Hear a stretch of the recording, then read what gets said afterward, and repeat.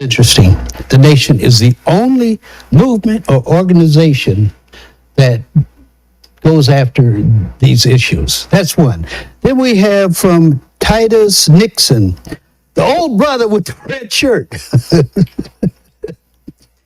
is the big problem. Wonder who that could be.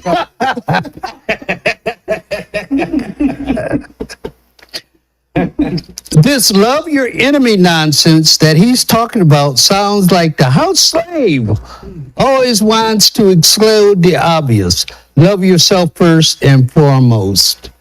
Man, I am now compared to the house slave. Well, wow. How you feel about that? Maybe We got a counselor in the. I need some counseling. I need some counseling. Okay, the third one goes back to Donnell Prince. I'm 36. It's imperative that the older brothers, maybe not just me now, understand the art of listening. Listen for wisdom. Don't listen to come with a rebuttal. Wow. I guess all these years, I have missed out. I got this brother needs to tell me to learn how to listen. Brother, I don't think so. Okay, I don't think so. So, with that said, anybody want to respond to any of those? Oh, they're talking to you.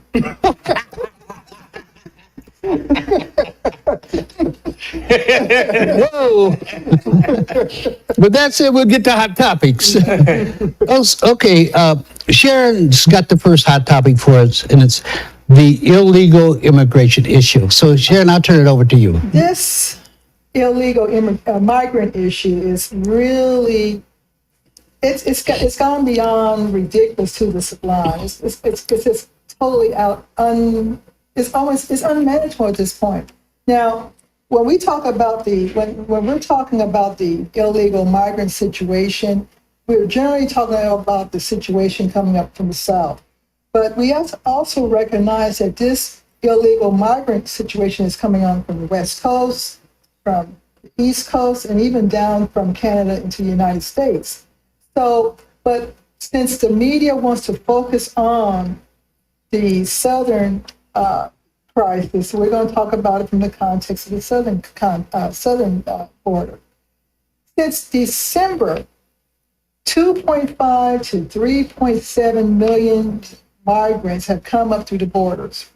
Now, what's happening is they get staged, down there in the border towns, and then in Texas, Governor Abbott ships them off to different states such as Chicago, New York City, Boston, and anywhere else I think he can figure out where to send them. His buddy in Florida is about to send state troopers to help support Texas's efforts. Now, my concern is the impact these illegal migrants are having on the Black community, especially. Dr. Claude Anderson in 1995 predicted this was going to happen, that the United States was going to allow all these immigrants to come in the country to push Black folks further down the caste system. And what we're seeing here is a reality. That's 1995. But what we're seeing here is a reality of what's happening, of all these people showing up in these sanctuary cities such as New York, Boston, Chicago. We're seeing like Mayor Adams up in New York, he's allocating funds for housing plus $58 million for preloaded credit cards to give to these migrant families. But New York has a terrible homeless situation going on up there. And often these illegal migrants are placed in Black communities. In Chicago, Brandon Johnson, who's the mayor of Chicago, he was under attack from a lot of Black Americans during, I'm going to call it their city council-like meeting, saying the resources that were coming to the Black community are now being given to the illegal immigrants. And now you've got Black people who are becoming homeless, and they can't get access to the shelters that are being established for these migrant families. And so Black folks are having to sleep on trains, anywhere they can find shelter, when the illegal immigrants are given money as well as a temporary work visa so they could work. Why isn't the same thing happening for the Black community? And in Boston, Michelle Wu, I think Wu is her last name, Wu or Yu, but I think it's Wu. Anyway, what does she do? She gives a community center located in the Black community to house these migrants.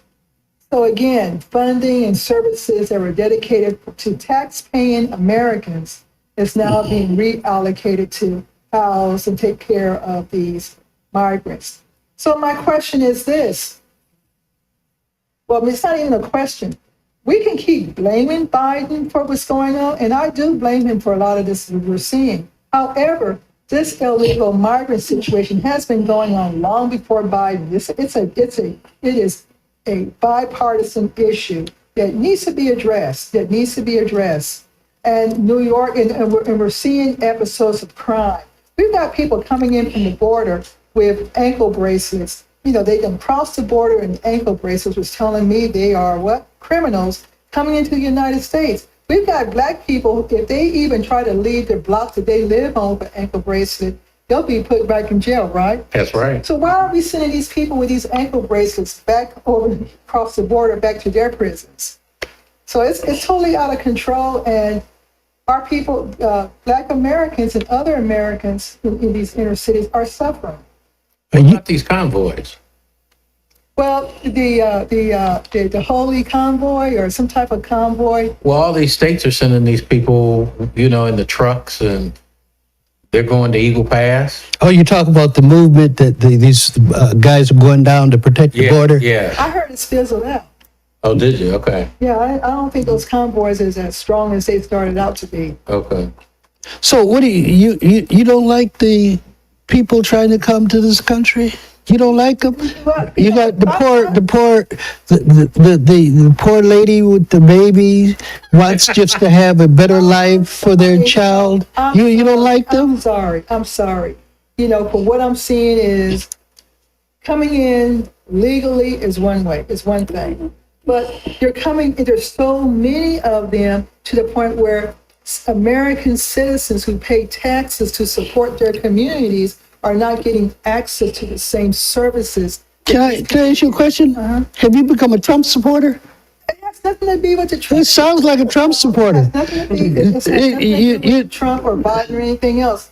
I'm a tax-paying citizen. Why do you have a right to a better life than anybody in the world? What gives you that right? I'm not saying that I don't have a better right from this person. Then why you want to deny them the opportunity? They walk thousands of miles looking for an opportunity to survive, and you're complaining because they take a job probably doesn't even pay minimum wage. Now, they're taking away services from citizens who have paid for those services, and our own people are not getting the services that they deserve. We're seeing a homeless situation increase, and I want to suggest probably of a lot of Americans. So why can't the homeless situation in the United States, if they've got money to give to these migrant immigrants, migrant people, why can't the same money be used to get these homeless people off the street? Are you saying they're giving money directly?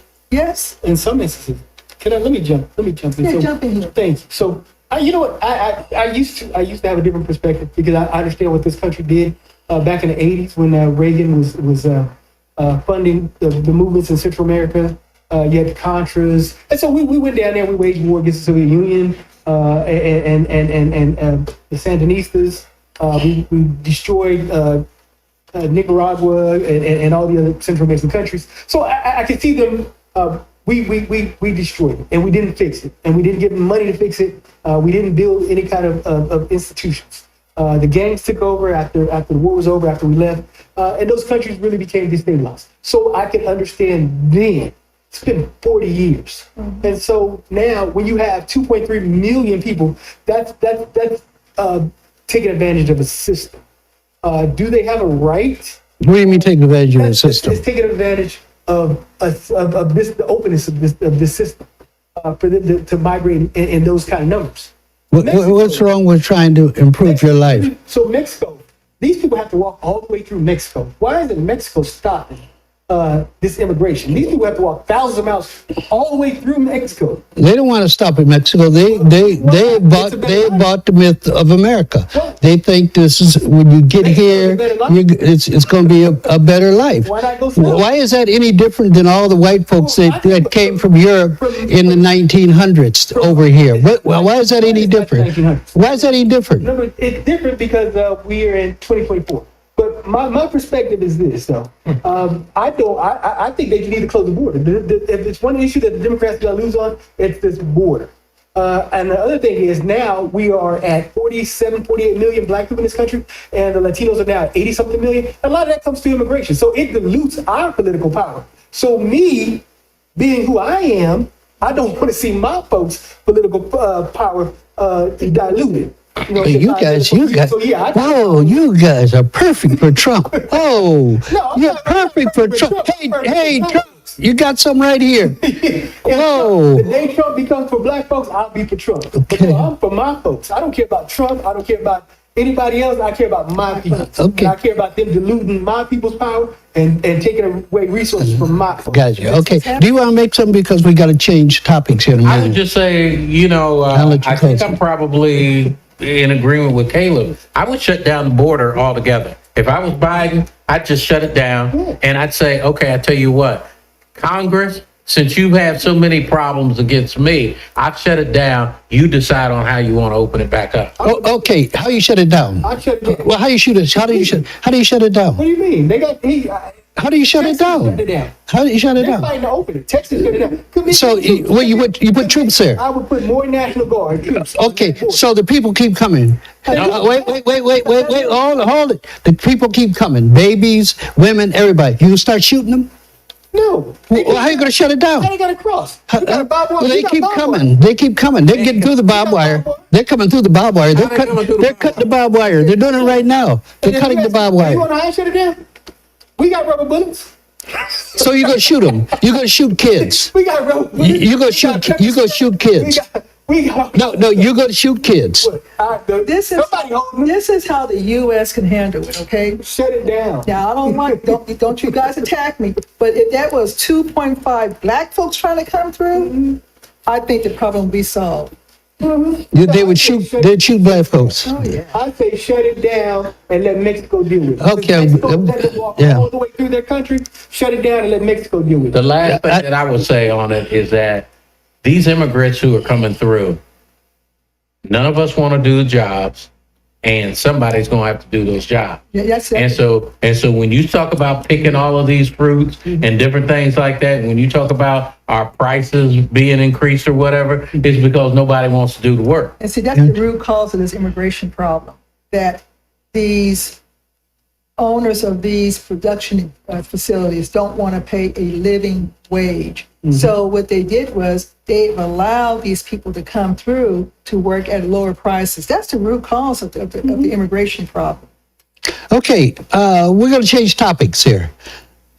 Let's go to Caleb, who wants to start shooting people.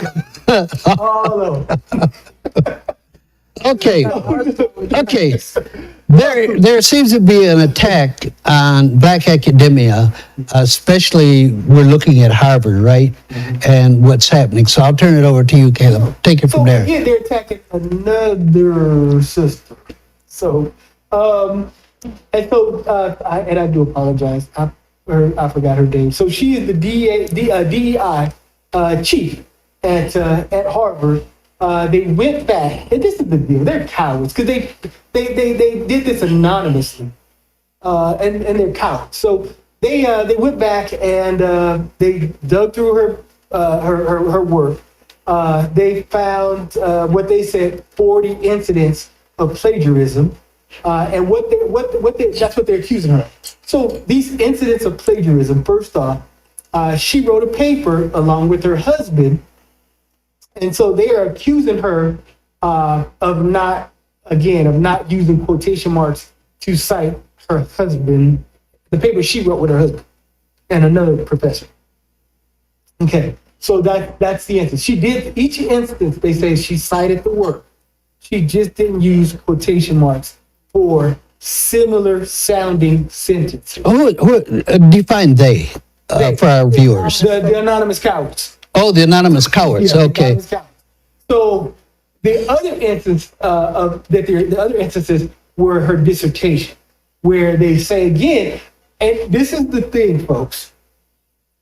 Her dissertation, the woman they're accusing her of plagiarizing, the book was written by her dissertation advisor. This woman was not only her dissertation advisor, she was the co-chair of her dissertation committee.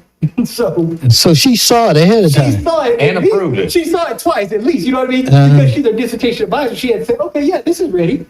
She worked with her on getting this ready. She had to go back multiple times and say, add this, change this, do this, whatever. That's her dissertation advisor. And in the final instance, she had to say, okay, this is ready. So then again, it goes to before the committee. I don't know how many people she's going to have, at least 3 on her committee. So she reviews it again as part of the co-chair of the committee. Mm-hmm. And it passed muster. So they're saying, again, while she did cite each and every instance where she quoted this woman directly, she did not put in quotations similar sounding sentences. So what is a similar sounding sentence, and why do you have to quote a similar sounding sentence? So for the past 2 weeks, I've been working with all of my dissertation mentees, and we've been going over this Turnitin report. Now, the fact that these people who are who are not giving their names and reviewing this report, I even question, do they even know what they're looking at? Okay, because you can have a report to where the table of contents may be highlighted. Yeah, but you just dismiss that. There's a general rule across many institutions. It's a 5 to 8 word rule to where if you're going to use these words, you cannot use any more than 5 to 8 words. And so, and not necessarily have to do a direct quote on those words also. Sometimes in a sentence, you may have the first 3 words highlighted, saying where a source is going, and then maybe in the same sentence, the last 3 words highlighted. And but if it falls within that 5 word rule, it's not plagiarism. So I would like people who are doing this, give their names. Yeah. Give their names. Don't be a coward behind that. To me, you're plagiarizing. If you're going to do this type of work, give up the names, because that report is very interesting to look at, and not every case that you look at is plagiarism. I bet you that she had, where they're saying that she needed apostrophes, quotation marks, she probably cited the page number. What, you think this is deliberate? Well, they were saying. Do you think this is deliberate? I mean, similar sounding sentences. If I say it's hot outside today, and then someone comes and says, "Oh, today it's hot outside," you know what I mean? So it's a similar sounding sentence. You know what I mean? So I mean, it's again, they need to put themselves up for examination. Don't do it anonymously. Don't be a coward. Let everyone have a chance to examine your credentials and your academic record. I go back to my question. Do you think this is being done deliberately? Absolutely. Yeah. The plagiarism is becoming the new get a black person out strategy. That's the new weapon. So this is the second stage after they did away with DEI first. Now they're going after the academics of blacks. Yeah. All the blacks in academia. So especially in institutions where they don't think that they belong, it looks like. Yeah, again. Well, what's happened? I mean, what? Before everything was, we seemed to be progressing. We were, seemed to me, academically especially, we were making a lot of progress. Why? What's happened all of a sudden? Why is this? Why has this country seemed to begin to turn on us? The Trump phenomenon. The Trump phenomenon? You don't take it back as far as Obama? No, well, I mean, yeah, of course. You take it back to Obama, you take it back to the Tea Party. Remember, all of a sudden they were concerned about debt and deficit, and then as soon as Obama left office, the Tea Party vanished. And so, and then Trump went and spent more than all the previous presidents combined. So no, of course it goes back to Obama, but Trump gave them license to attack us overtly. He gave them license to be as racist as they want to be. He gave them license to openly attack DEI, to openly attack affirmative action, and so it's all come together. The judges, they are all in place. The Supreme Court's in place. The lawsuits are in place, and so it's now it's time to do this rollback. And you see them doing this rollback, and not only attacking the laws and the policies, but getting the professors out of there. And see, the other thing we need to look at is this: Zuckerberg and his buddies, who are major donors of Harvard, in this case Harvard, they're now saying that the men and women who are graduating from Harvard are now snowflakes. Mm-hmm. That they whine too much when they go on the job. Case in point, a young lady quit her on the first day of her job because she didn't get to take her break on time. Now, statistically, that's telling me that a lot of white graduates can't handle going into the workplace. And so I'm thinking that I'm looking for this next argument, that it's because there are black instructors at Harvard. I'm just saying, this is all a hypothesis. Mm-hmm. They are not helping our boys and girls become better in working, strategize, emotionally ready to work in the workplace. Well, is this more than Harvard? We seem to be concentrating on Harvard. Right, or is it's just Harvard? Right now, because this woman was at Harvard, and then the other, of course, Dr. Gay. And so those are the most prominent incidents right now. And like I say, I'm sure there'll be probably more. Is there anything we can do as black to stop it? I think we can be vocal. I mean, just as vocal as they are, we need to stop being silent on these attacks. We need to call it out for what it is. If you're against DEI, you're segregationist. I would like to see the report they're looking at. Start calling them segregationists. What I'd like to do is let the audience get in on this. And, oh, Jesus, they have made a couple comments, not about this particular subject, but they want to talk about the border. And I don't know if Carl can help me a little bit here, but one of the things that they were asking is they're saying that the border needs to be secured, and that Abbott is correct, and that the border does need to be secured. Thank you. They said... You taking us back to that conversation now? Well, we have live comments. Yeah, we got live comments. Well, my whole thing about this border is this. You can put up all the walls and barbed wire you want. Go ahead. Yeah. But there are tunnels. There are actually tunnels. So now they got to figure out how to secure the border and also block those tunnels. So there are tunnels. Well, let me read this before it goes off. It said, once again, Governor Abbott is 100% correct about his decision to send migrants to sanctuary cities. Another comment was, once again, the southern border needs to be secured. That's the solution. It's not perfect, but it's better than giving up.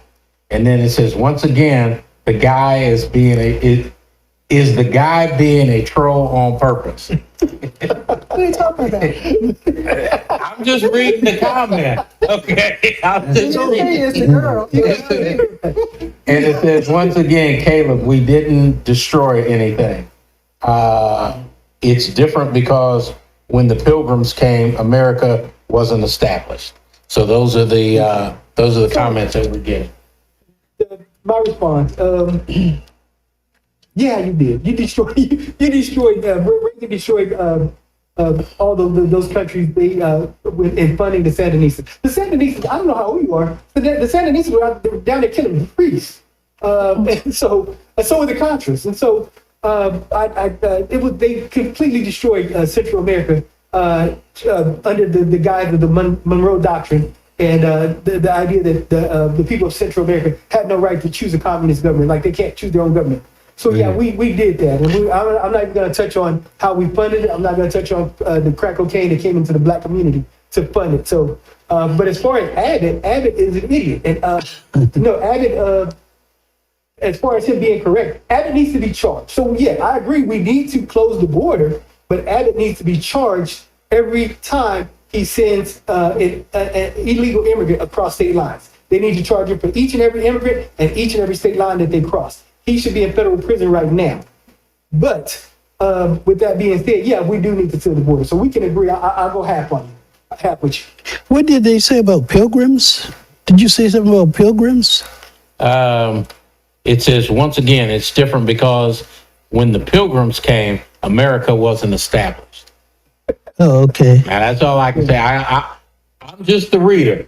Okay. And the pilgrims destroyed this too because they took it from the Native. That's right. They destroyed many civilizations. Yeah. Many. Whoa, jeez. Yeah.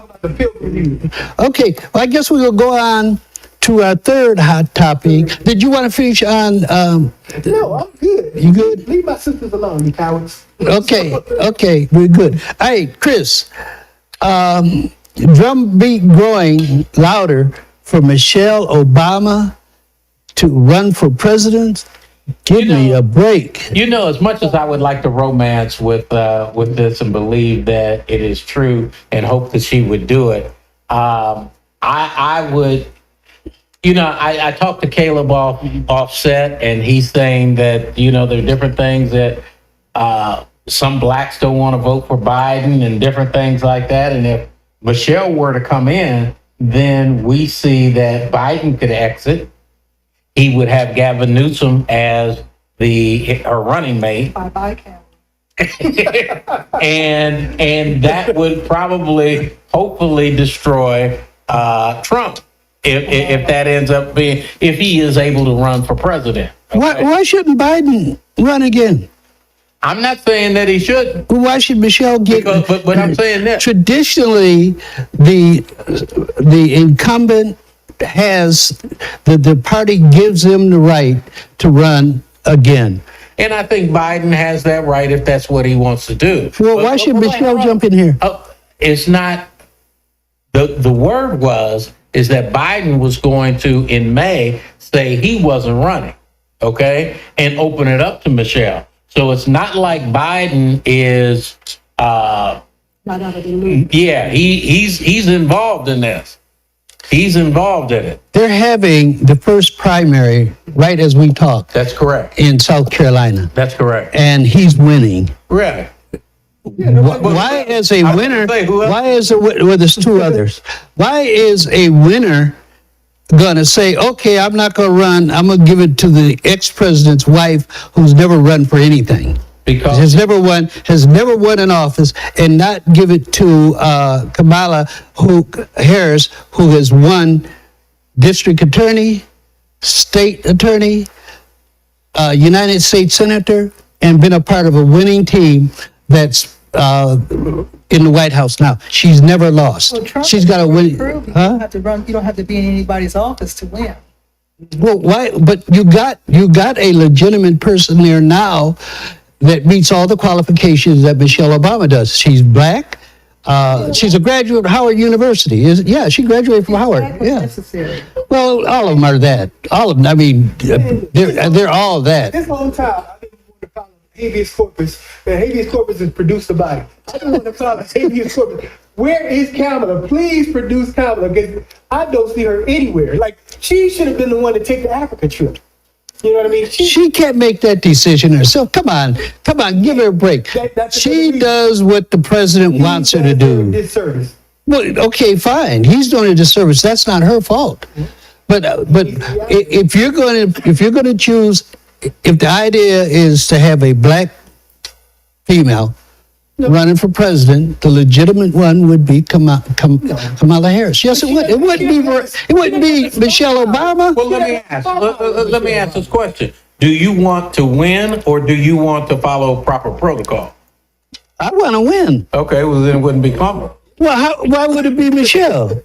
Why would it be Michelle? Michelle hasn't won anything. You're saying to me that a person has won 3 times should be pushed aside for someone who's never won anything. Yeah.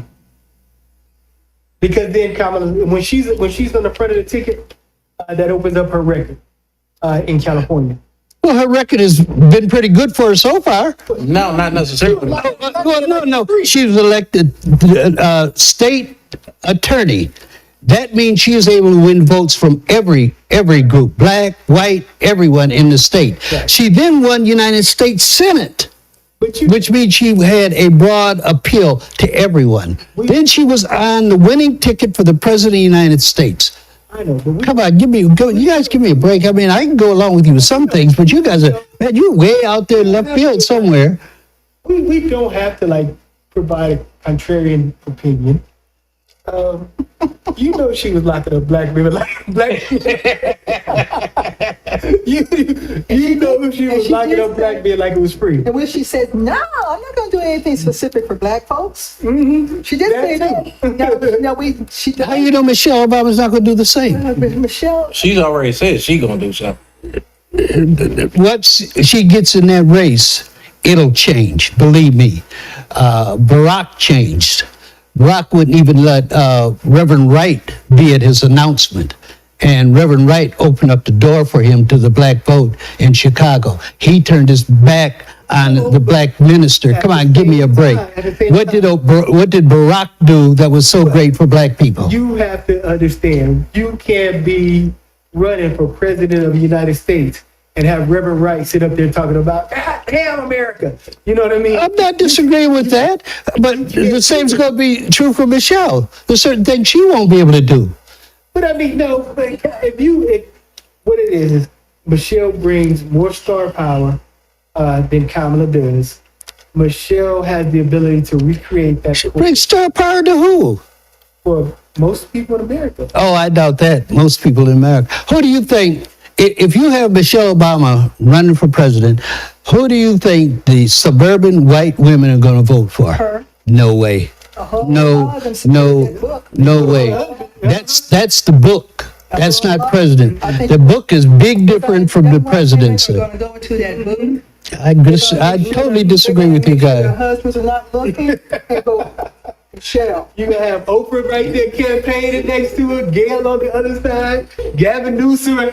You guys are in you guys are in a dream world. I'll tell you that.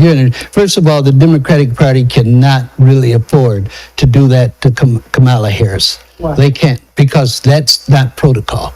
That's not protocol. Okay. Legitimately, if Biden steps aside and you want someone black, you want a female, it should be Ms. Harris. Okay. It's not just because we're not saying it because she's a black and because she's a female. We're saying it because why are you saying it? The coalition that put her husband in office. We're saying it because she's a graduate of Harvard and a graduate of Harvard Law and was a member of one of the largest law firms in the country. We're saying it because she's proven to be she hasn't won anything. A highly intelligent woman who's very, very popular. Her popularity became because she was married to someone, not by what she did on her own. Her popularity became because she was married to someone. If she hadn't married Obama, she would still be an attorney working in Chicago. At the end of the day, she's still popular. And the presidency is a popularity contest. That's how Trump got in, because it's nothing more than a popularity contest. Well, why you think she's going to be more popular than Trump? Oh, she's going to win. Michelle? Yeah, Michelle. That's what we're talking about, Michelle. And you asked the question why she would be more popular than Trump. Yeah. I asked the question. What's going to happen in the voting booth? Yeah. And when they're going to look to see the husbands are looking, close the booth. I doubt that seriously. I doubt that seriously. I doubt that seriously. It's not going to happen. It's not going to happen because the Democratic Party is not going to give the nomination to Michelle Obama. It's going to go to Biden. It's going to go to Biden. But if Biden drops out, it's going to go to Kamala Harris. Oh, well, then we can get ready for another Trump presidency. Definitely another Trump presidency. right? Yeah. Well, probably the same is true with Michelle Obama. Another Trump presidency. You guys are being partisan by race. I think she. You're being partisan. You're being partisan by race. I'm being partisan to start. No, you're being partisan by race and by gender. Okay. No, because we're comparing two black women. So how are we being partisan by race or gender? Well, you said she could easily beat. I mean, Sharon's sitting here saying white women are going in, they're going to vote for Michelle. Suburban white women are not going to vote for Michelle. Suburban white women they will vote for Nikki Haley. Yeah. No. They'll vote for Newsom. They like the way he looks. No, they'll vote for Nikki Haley. I'm talking about for president, not vice. Yes, they will. Yes, they will. White women would rather see a white woman become the first president than they would want to see a black woman become the first president. White women adore Oprah Winfrey. Absolutely. She's not running for president. But what I'm saying is, Jeez, man. No. It's the same argument. No, it isn't. You're saying they won't.